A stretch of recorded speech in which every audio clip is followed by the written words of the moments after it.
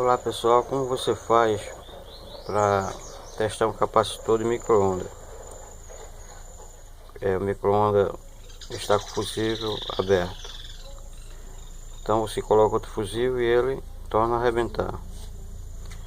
A maioria das vezes são os capacitores, esse daqui, ó, esse tipo aqui, ele entra em curto e aí o fusível arrebenta. Ó o barulho que tá fazendo, quer dizer que ele está em curto. Ou você pode também testar na escala em X1K. Você pode vir aqui, ó, e ele vai, você vai encostar aqui e ele vai lá no final, o multímetro.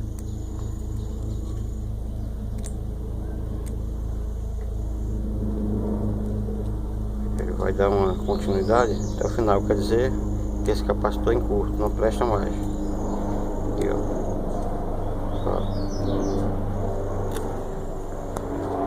Você vai tirar aqui, ó, e aí ele está em curto.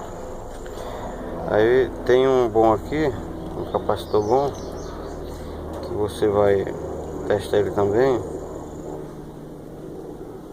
Você vai colocando, deixando a mesma escala onde está aqui, e aí você vai vir aqui com o multímetro e ele não vai dar nada, só um pulsozinho que ele dá aqui, ó, vai dar um pequeno pulso, olha lá, e volta.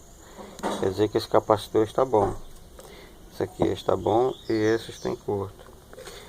Esses capacitores, eles são muito perigosos. Eles geram 1000 volts e gera 2000 volts. Para que o micro-ondas, o magnetron do micro-ondas gere radiação e possa esquentar a comida. Então ele é muito perigoso. Antes de mexer com ele, tem que descarregar ele. Se ele estiver em curto, quer dizer que ele não vai estar carregado, que ele já está em curto mesmo, já descarregou.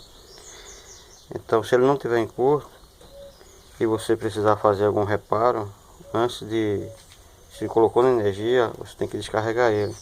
Entre os terminais aqui, ó, você tem que fechar um curto ou colocar uma resistência. Fechando o curto pode danificar ele, que ele é muita potência, mas você pode colocar uma resistência de alta potência e descarregá-lo. Ou você fecha um curto mesmo, de um pequeno curto, ele vai descarregar e você pode mexer com ele. Mas é muito perigoso mexer com esse tipo de capacitor. Ele gera muita alta tensão e pode até tirar a vida da pessoa. Aí esse é o teste para testar esses capacitores.